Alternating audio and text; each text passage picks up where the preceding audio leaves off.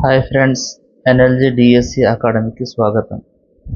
ఇప్పుడు మనం తెలుగులోని third class 4th chapter అయినటువంటి చెట్టు కోరిక గురించి మనం నేర్చుకుందాం. ఇది కథ ప్రక్రియ, ఎందుకంటే కథ రూపంలో ఈ లెసన్ మనకు వివరించడం జరిగింది.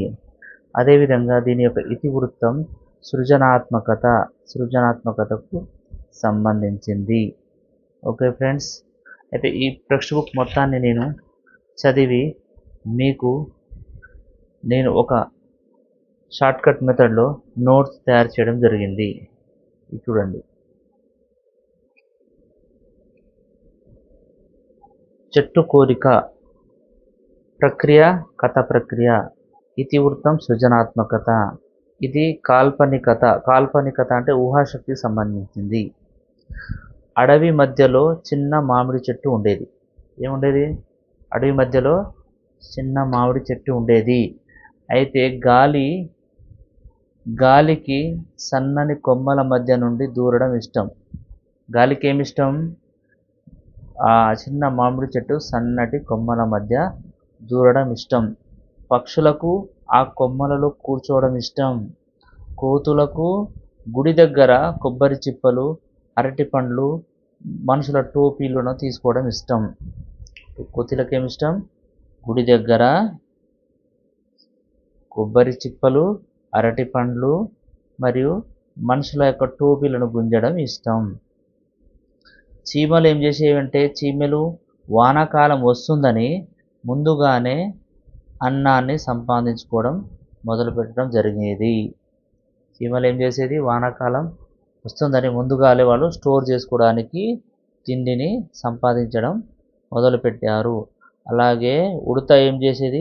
ఉసిరికాయలు తెంచింది. ఉసిరికాయలు తెంచాయి అనేది మనకి ఈ లెసన్లో చెప్పడం జరిగింది.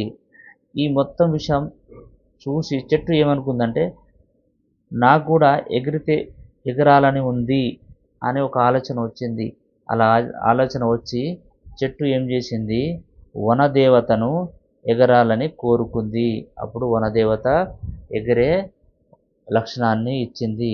అప్పుడు చెట్టు నడుచుకుంటూ రోడ్డు మీద పోతుంటే రోడ్డు పక్క వారు చూసి భయపడ్డారు. అదేవిధంగా చెట్టు కొమ్మలకు పోతుంటే పక్కన నిప్పు తాకింది. ఆ నిప్పు తాకితే ఏమవుతుంది? నిప్పు కొమ్మలకు తాకింది. తాకి మండుతుంటే భయంతో అరుస్తుంది చెట్టు. అప్పుడు పక్షులు చూసి పక్షులు గాలి దగ్గరికి వెళ్ళాయి. ఆ గాలి ఏం చేసింది? మేఘాన్ని తెచ్చింది. ఆ మేఘాలు వర్షాన్ని వర్షించడం స్టార్ట్ చేసింది. అట్లా వర్షించడం స్టార్ట్ అయిన తర్వాత ఆ మంట తగ్గిన తర్వాత చెట్టు యొక్క అందం పోయింది. అప్పుడు చెట్టు యొక్క అందం పోయిన తర్వాత చెట్టు నిమ్మలంగా నడుచుకుంటూ వెళ్తూ పక్కనే ఉన్న మిట్టపల్లి అనే ఊరికి చేరుకుంది. ఏ ఊరికి చేరుకుంది? మిట్టపల్లి అనే ఊరికి చేరుకుంది. చెట్టు మనకు అడగొచ్చు, చెట్టు ఏ ఊరికి చేరుకుంది అంటే మిట్టపల్లి అనే ఊరికి చేరుకుంది. అదేవిధంగా ఫ్రెండ్స్, ఇద్దరు కొమ్మలను కట్ చేయడానికి వచ్చారు. ఏం చేశారు? పొయ్యిలో కట్టెల కోసం కొమ్మల్ని నరకడానికి వచ్చారు ఇద్దరు. అయితే చీమలు ఏం చేశాయి? వాళ్ళను చేయి మీద దూరి ఎవరైతే కట్ చేయడానికి వచ్చారో వాళ్ళ మీదికి దూరి అప్పుడు చెట్టుని కాపాడాయి. అదేవిధంగా చెట్టు ఏం చేసింది? రోడ్డు నడుమధ్యన నడుస్తుంటే పోలీసు వచ్చి చెట్టుని గర్రన గుంజాడు. అప్పుడు కోతులు వచ్చి సేవ్ చేశాయి. కోతులు ఆ పోలీస్ మీద దూకడం ద్వారా చెట్టుని సేవ్ చేశాయి. అప్పుడు తెలిసి వచ్చింది చెట్టుకి. అప్పుడు చెట్టు ఏం చేసింది? మళ్ళీ వానదేవుడితో, నాకు నడవడం వద్దు, అడవిలోనే ఉంటేనే సుఖంగా ఉంది, నడవడం నాకు ఇష్టం లేదు అని చెప్పింది. ఓకే ఫ్రెండ్స్, ఇది మనకు ఈ లెసన్లో ఉన్నది. దీని యొక్క సూక్తి, మనకు ఈ లెసన్ చివర ఇచ్చిన సూక్తి ఏంటంటే, ఆశకు అంతు ఉండదు, దురాశ దుఃఖానికి చేటు. ఆశకు అంతు ఉండదు. ఆశ ఎంతైనా ఉంటుంది. కానీ దురాశ ఏంది దుఃఖానికి చేటు అనేది మనకు ఇక్కడ సూక్తి ఇవ్వడం జరిగింది. మనకి ఇవ్వచ్చు ఫ్రెండ్స్. ఆశకు అంతు లేదు, దురాశ దుఃఖానికి చేటు అనేది ప్రక్రియనా, జాతీయమా, సామెతనా, సూక్తియా? అందుకనే మనం నేర్చుకోవాలి సూక్తి. అదేవిధంగా ఫ్రెండ్స్ మనకు ఈ థర్డ్ క్లాస్ టెక్స్ట్ బుక్లో లాస్ట్లో మనకి ఇది ఇచ్చాడు, చదువు ఆనందించు అని. అయితే ఇందులో పక్షుల గురించి ఇచ్చాడు. పక్షులు అనేది ఆ పక్షులు అనే మనకు ఒక చాప్టర్ ఇచ్చాడు అక్కడ, ఒక లెసన్ రూపంలో ఇచ్చాడు, ఒక గేయ రూపంలో ఇచ్చాడు అక్కడ. ఆ పక్షులనే గేయము ఏ ప్రక్రియ? గేయ ప్రక్రియ. ఇతివృత్తం, పర్యావరణం. అదేవిధంగా చదువు ఆనందించులో ఆట బతుకు అనేది ఏ ప్రక్రియ? గేయ ప్రక్రియ. ఎందుకంటే గేయ రూపంలో ఉంది. అదేవిధంగా ఇతివృత్తం ఏంటిది? ఆట బతుకు పిల్లల ఆసక్తులు, నైపుణ్యాలు. పిల్లలు ఆడుతుంటే ఏమవుతాయి?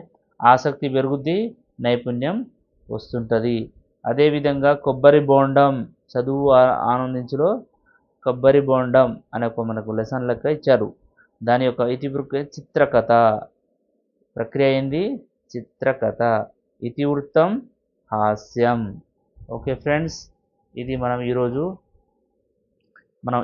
నుంచి ఈ రోజు వరకు మనకు థర్డ్ క్లాస్లోని అన్ని చాప్టర్స్ అయిపోయినాయి. ఇప్పుడు ఆ లెసన్ వెనకాల మనకు ఏమిచ్చాడు అంటే పదాలు, అర్థాలు ఇచ్చాడు. ఇవి మీరేం చేయాలి? చదవాలి. చదివితే ఈ మీనింగ్స్, పదాలు, అర్థాలు మనకు కంపల్సరీ ఒక బిట్ వస్తుంది. ఇవి మీరు చదవాలి. టెక్స్ట్ బుక్ తీసుకొని చదవాలి. ఇది చాలా ఈజీగా ఉన్నాయి. నేను ఒకసారి చదివి చూపిస్తాను, వినండి. అతిశయము అంటే గొప్పతనం, అభివృద్ధి. అదేవిధంగా అధికులు అంటే గొప్పవారు, అధిరోహించుట, ఎక్కుట, అనువు, అనుకూలము, అబ్బు, లభించు, అభినందనములు, మెచ్చుకోలు, పొగుడు, అమృతం, దేవతల ఆహారం, అల్పుడు అంటే నీచుడు, అవని, భూమి, అహింస, హింస చేకుండుట, సాధుగుణం, ఆడంబరం, గొప్పదనం, ఆపాల గోపాలం, చిన్నపిల్లల నుండి పెద్దల వరకు, ఆత్మవిశ్వాసం, ధైర్యం, తన మీదే తనకు నమ్మకం, ఆలింగనం, కౌగిలించుకోవడం, ఆశీర్వాదం, దీవెన, ఆసక్తి అంటే శ్రద్ధ, ఆసరా అంటే తోడు, ఆస్థానం, కొలువు నిలయం, ఇరుమారు అంటే రెండుసార్లు, ఈనుట అంటే ఈనుట అంటే ప్రసవించుట, కనుట. అదేవిధంగా ఉత్సాహం అంటే పండుగ, ఉనికి అంటే స్థితి, ఉండుట, ఊర్వి అంటే భూమి, ఊసులు అంటే మాటలు, ఎగాదిగా అంటే పైకి కిందికి, ఎన్నుట అంటే లెక్కించుట, వెతుకుట, కంచు అంటే గంట. కంచు అంటే గంట కొరకు ఉపయోగించే లోహం. అదేవిధంగా కట్టుబాటు అంటే నిలయం, కఠినం అంటే కష్టం, కనకం బంగారం, కర్పూరము కళ్యాణం, పెండ్లి, కాచి వేడి చేసి, కాపురం కుటుంబం, కృషి శ్రమ, కొదువ తక్కువ, కోన అడవి, కోలాహలం సందడి, గారాలు అతిగా ప్రేమ చూపడం, గిట్టుట నశించుట, గుమ్మి ధాన్యం నిల్వ చేసేది. ఇలా ఈజీగా ఉన్నాయి ఫ్రెండ్స్ ఇవి మీనింగ్స్. అదేవిధంగా ఘనంగా అంటే గొప్పగా, చనువు ప్రేమ, దగ్గరితనం, చెలిమి అంటే నీటి గుంట. ఇవి చాలా చెలిమే అని ఉంటుంది. చెలిమే అంటే నీటి గుంట, చెలిమే అంటే నీటి గుంట, మాకేతమిస్తే చెలిమే అంటే నీటి గుంట. జగం లోకం, ప్రపంచం, జన్మదినం పుట్టినరోజు, జన్మించుట పుట్టుట, జాడ అంటే గుర్తు, తోవ, జాము ప్రతి 3 గంటల సమయానికి ఒక జాము అంటారు. జాము అంటే ప్రతి 3 గంటలకు సమయానికి ఒక జాము అంటారు. జాలి దయ, తండ అంటే గుంపు, వాడ, తడబడు, తికమక, తావు అంటే చోటు, స్థానం. తావు అంటే చోటు, స్థానం.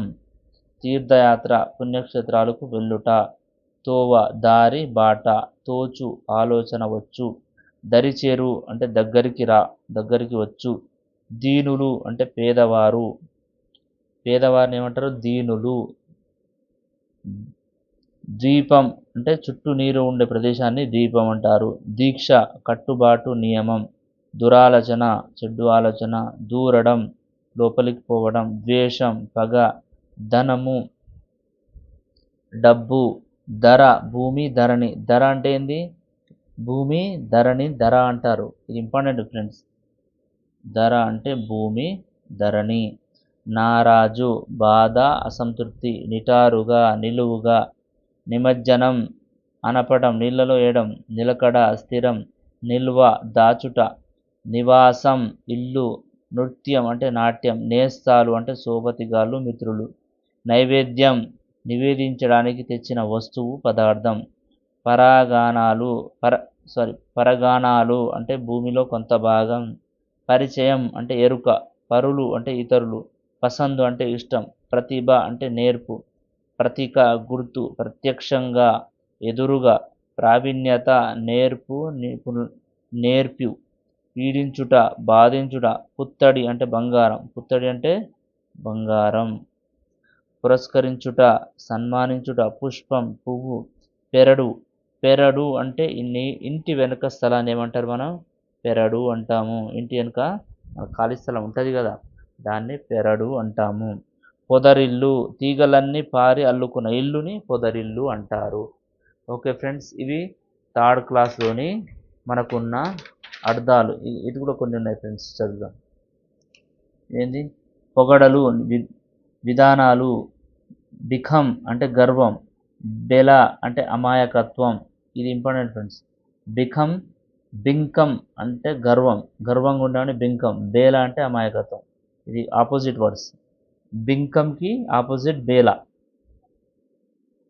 భాగ్యాలు పసందులు, మక్కువ అంటే ఇష్టం, మత్తడి అంటే అలుగుపోయడం, నీరు నిండినప్పుడు పోయేదిగా పోస్తుంది కదా అది, మది అంటే మనస్సు, మహాత్ముడు గొప్పవాడు, మార్గం బాట, ముచ్చు అంటే దొంగ, ముమ్మారు అంటే మూడుసార్లు, మురిపెం సంతోషం, మెలిమె అంటే స్వచ్ఛమైన, మేలిమైన అంటే స్వచ్ఛమైన, మెగులు అంటే మబ్బులు మేఘం, మొత్తుకొను అర్చుట, రమణీయత అందం, లింగోద్భవం అంటే లింగం పుట్టుట, వద అంటే చంపు, వన్నె వన్నె అంటే రంగు అందం, వన్నె తేయడం అంటే రంగు తేయడం అందం తేవడం, వర్ధిల్లు అభివృద్ధి చెందు, వలస బతుకు తెరువు కోసం ఉన్న ఊరు వదిలిపెట్టడం.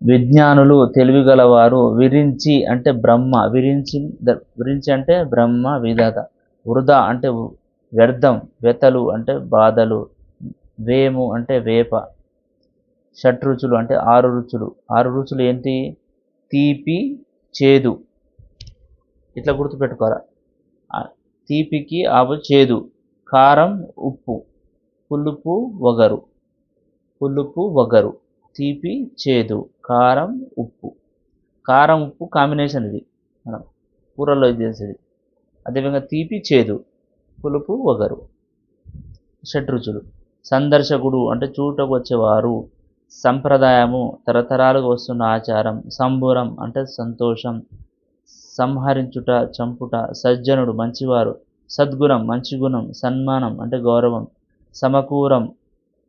సమకూరు అంటే లభించు, సమయస్ఫూర్తి అప్పటికప్పుడు అవసరానికి అనుగుణంగా నడుచుకోవడం, సమీపం అంటే దగ్గర, సాధన అంటే అభ్యాసం, సేలు అంటే చేలు, సొగసు అంటే అందం.